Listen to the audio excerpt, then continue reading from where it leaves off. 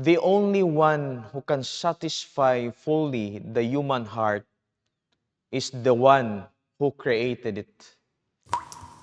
Maayong adlaw kanatong tanan, kini si Reverendo James, ug magdungan kita sa pagpamalandong sa pulong sa Dios. Unsa may makahatag kanato sa katagbawan?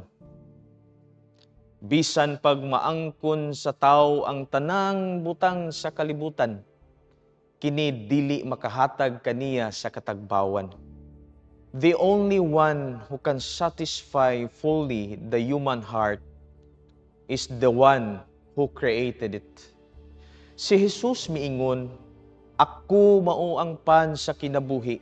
Ang muari kanako dili gutomon ug ang mutuo kanako dili gayud uhawon."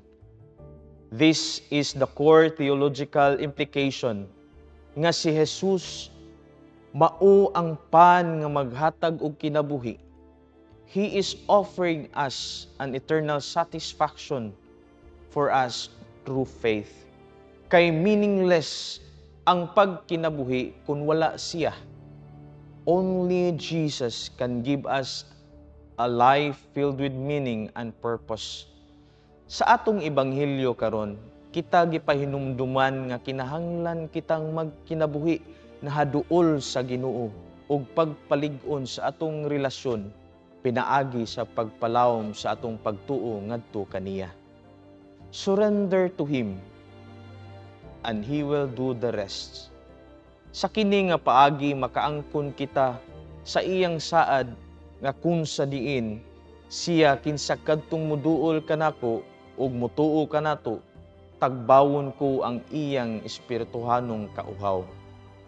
Si San Pablo nag-ingon sa iyang sulat ngadto sa taga-Colosas,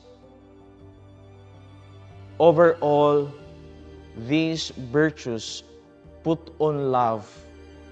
Dedicate yourselves to thankfulness. Let the word of Christ, rich as it is, dwell in you." Ang tinuod nga presensya sa Ginoo anaa gayud sa sakramento.